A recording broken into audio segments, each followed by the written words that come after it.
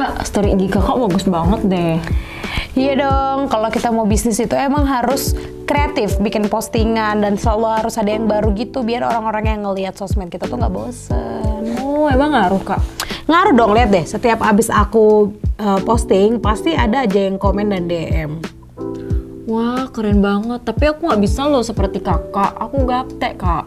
Justru kalau gaptek itu kamu harus banyak belajar. Sekarang tuh udah ada IG, FB, TikTok, Telegram. Kamu harus manfaatin semuanya biar bisnismu berkembang dengan baik. Wah, banyak banget ya Kak. Tapi aku nggak ngerti caranya Kak. Nah, harusnya kamu makin semangat belajar karena sekarang udah ada YouTube. Jadi kamu bisa searching semuanya gimana cara-cara pakai sosial media. Aku juga mau kok ngajarin kamu. Pokoknya kalau kamu nggak tahu, kamu langsung tanya aja ke aku, oke? Oke, beneran ya Kak? Iya. Hai Anafa Lovers, ketemu lagi dengan saya Dr. Fiska Celinda. Hari ini kita akan bahas tentang Facebook. Ya, rata-rata pasti sudah punya kan?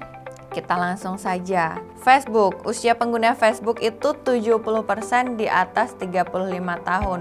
Bukan berarti yang usia 18 tahun nggak ada ya, ada. Namun biasanya adalah penggunanya itu usianya 35 tahun ke atas.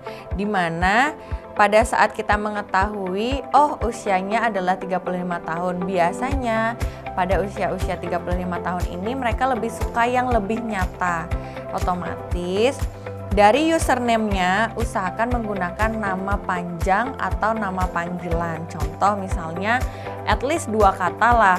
Misalnya saya Fiska, kan banyak banget nih namanya Fiska, jadi boleh ditambahin Fiska Zerlinda seperti itu. Atau misalnya mau ditambahin Anafa juga boleh, Fiska Zerlinda Anafa misalnya. Atau nanti bagian tulisan Anafa Secret-nya boleh ditulis di kolom description personal infonya.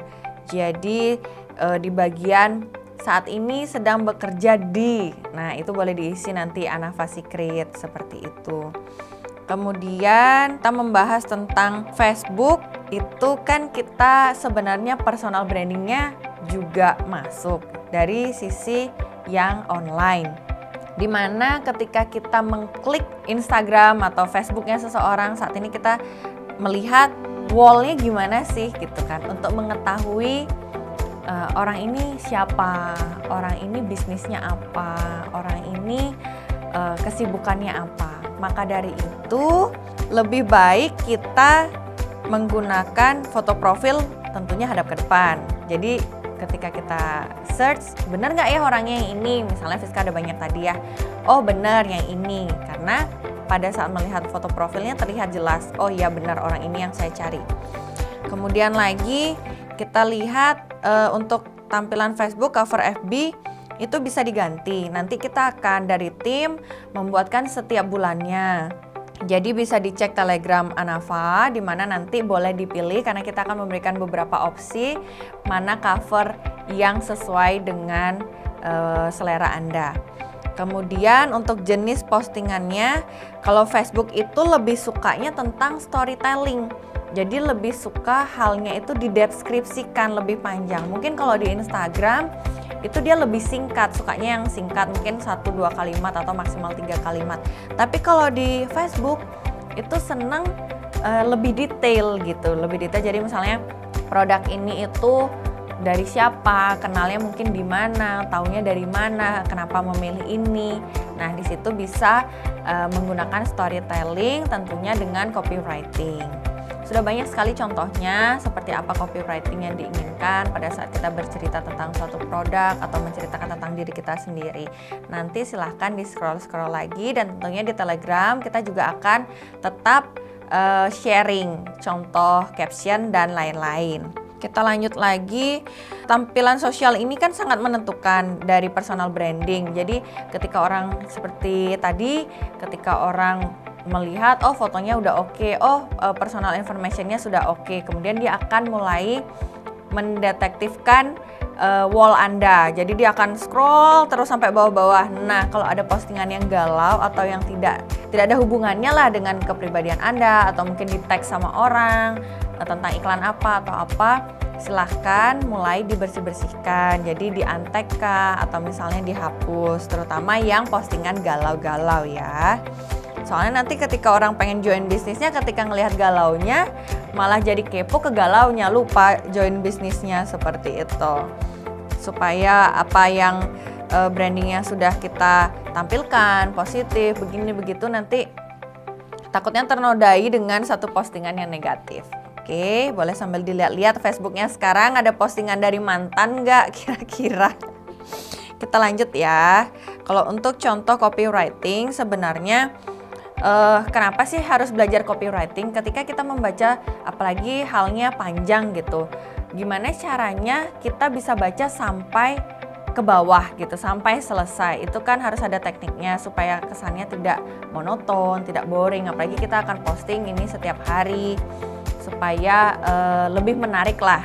Silahkan. Ini contohnya jika ingin membuat giveaway atau misalnya nanti postingan-postingan yang lain boleh dilihat di telegramnya Anafa seperti biasa. Jadi pastikan sudah follow ya, baik di Instagram, di Facebook maupun di Telegram.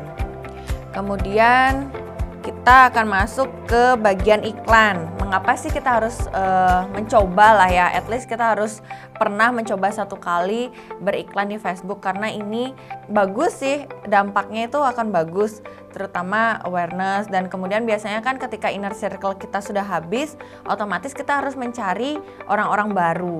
Nah, ini kita bisa dapatkan dari beriklan tersebut. Ada beberapa peraturannya pada saat kita ingin beriklan melalui Facebook. Yang pertama adalah kita harus membuat fanpage untuk bisa beriklan, di mana nanti fanpage-nya ini berisi informasi dan keterangan bisnis kita.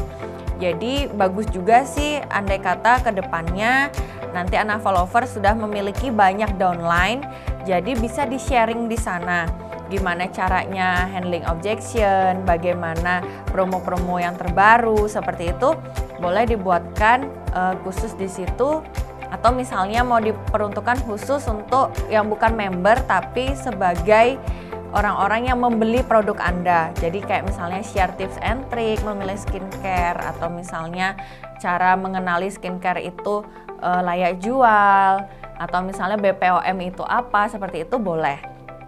Jadi di mana kolamnya ini saya mengatakan kolam, jadi fanpage ini adalah kita buat supaya nantinya calon-calon pembeli bisa menjadi pebisnis, contohnya seperti itu. Jadi boleh di-share sesekali tentang bisnisnya, yang lebih banyak tentang tips and trick, kurang lebih seperti itu ya. Disesuaikan dengan keperuntukannya lah, lebih nyaman untuk apa fanpage-nya.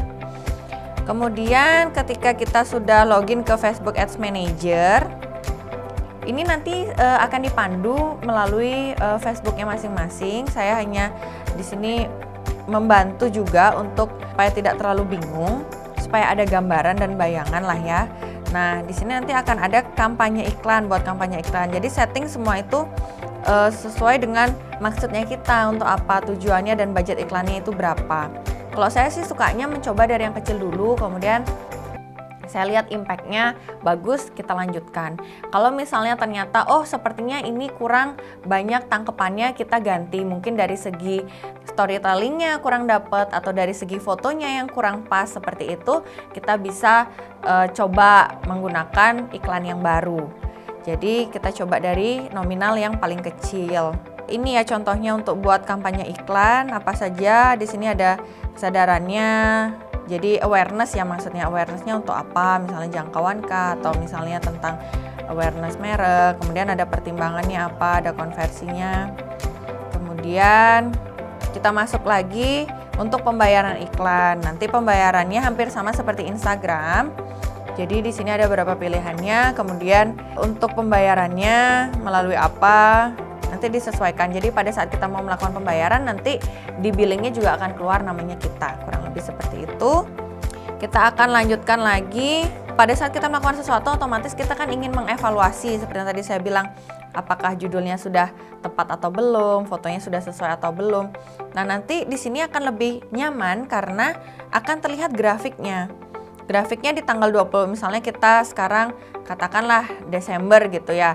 Desember dari tanggal 25, atau misalnya dari Januari, dari tanggal 1 sampai tanggal 30 kita beriklan. Nanti di situ akan terlihat, oh hari-hari apa aja yang rame, oh yang menyukai halaman kita itu nambah loh lagi berapa orang, kemudian pengikut Instagramnya segini, kemudian habis itu dari Instagram reach-nya tuh ada segini, karena biasanya pada saat kita beriklan di Facebook, dia akan beriklan juga di Instagram, jadi kayak nge-link dia seperti itu.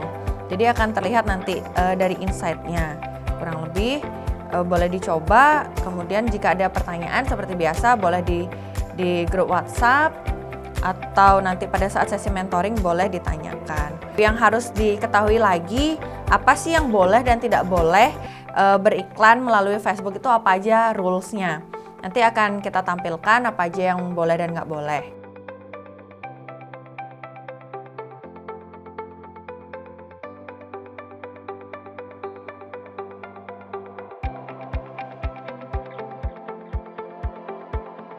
Jangan lupa untuk melakukan challenge-nya hari ini. Kemudian jika ada pertanyaan silahkan di grup WA atau di saat sesi mentoring. Selamat mencoba dan good luck!